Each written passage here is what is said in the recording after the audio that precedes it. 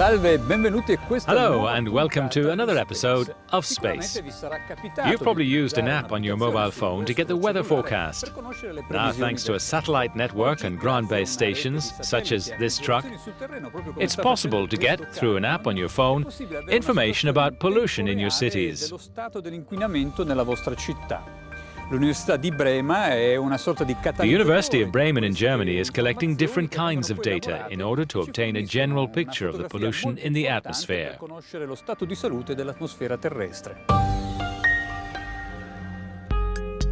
Earth's atmosphere is a complicated system, influenced by a large number of factors. Observation satellites orbiting around our planet constantly monitor the state of the air we breathe and how natural and man-made pollution are affecting the quality of the atmosphere. Researchers at the University of Bremen have pioneered the measurement of atmospheric pollution. Measurements from space are essential because they provide us with the global picture, or from the local to the global scale, to tell us what the meteorology and atmospheric chemistry are doing to our emissions. The wind systems are moving the air around. At certain times of the year, Europe is venting to the pristine regions of the Arctic. Similarly, we in Europe receive in summer often pollution coming from America. We have to understand the sources, the so-called surface fluxes, the emissions, and we have to also understand the atmospheric chemistry and physics, which enables the pollution to be sent around the globe. To detect every piece of the chemical puzzle composing our atmosphere, scientists work with data collected by spectrometers, aerosol analysis and satellite measurements, as were the ones coming from the Earth Observation Copernicus program. In the Bremen Observatory above the university roof, the sunlight is decomposed into its basic radiation and analyzed to find trace of pollutants. You can say every molecule has its fingerprint in the spectrum. There are millions of lines, so there's an enormous amount of information in it. And these lines now, in this case, can be attributed to CO2. So it's the CO2 in the atmosphere, which is absorbing the solar sunlight. This truck is a mobile measurement station. It helps detect the footprints of smog and industrial emissions which affect the air quality. Methane and CO2 are the greenhouse gases driving global climate change, and they are strongly linked to human activity. But to have the wide picture, it's crucial to distinguish between man-made and natural pollution. This truck provides a unique set of different instruments. So on one hand we have instruments which are sucking in just air around us, which means that we are able to analyze the air for pollutants. On the other hand, we have remote sensing instruments using more or less the same type of analysis as the space-borne instruments. In the coming months, the Bremen researchers are launching a further initiative to investigate the impact of major pollution centres on air quality at a local and regional scale by dedicated airborne campaigns.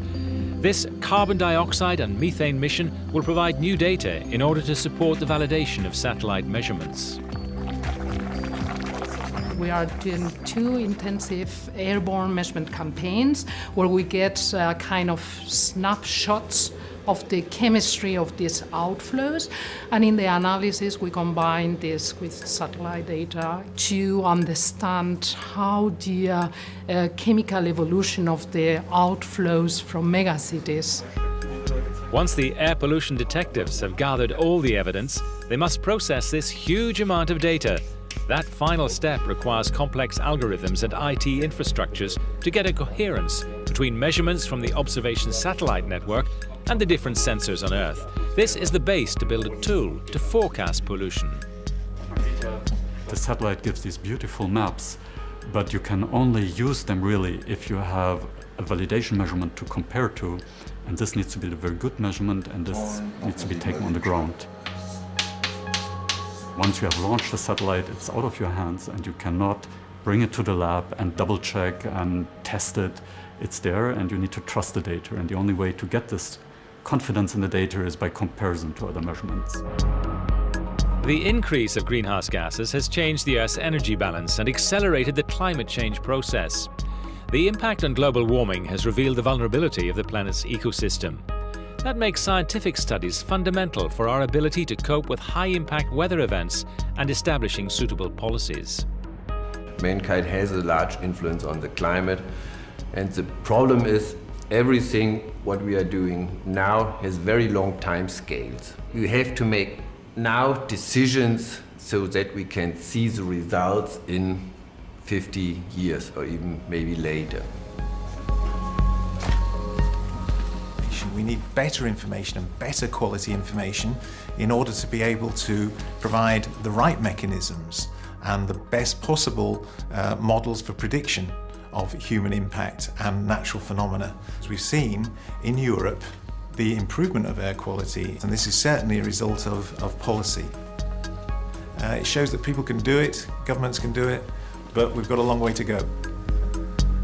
When it is launched, ESA's satellite Sentinel-5 precursor will provide high-level measurements on the Earth's atmosphere, surpassing the performances of current in-orbit instruments.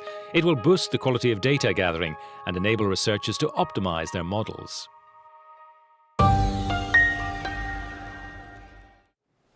From atmospheric pollution to space now, with a new episode in the Legends of Space series. On April 6, 1965, the first commercial communications satellite, Early Bird, was launched into orbit. Let's have a look into the archives.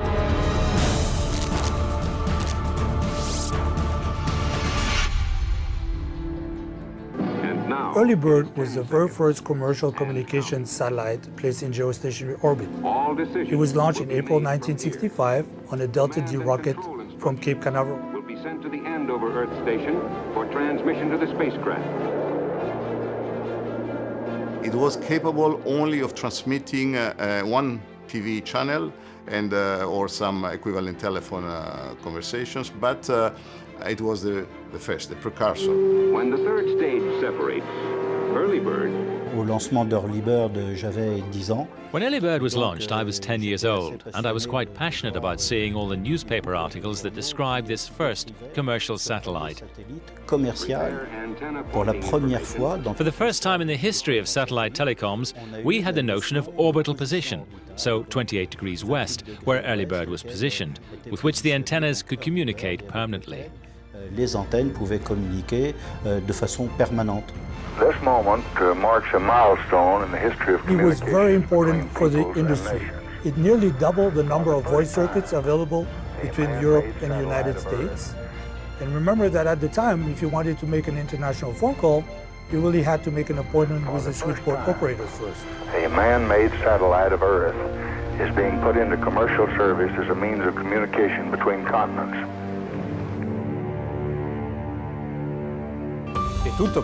That's all for now, but you can watch all the episodes of Space and Legends of Space on Euronews.com. Thanks for joining us. Goodbye. E arrivederci.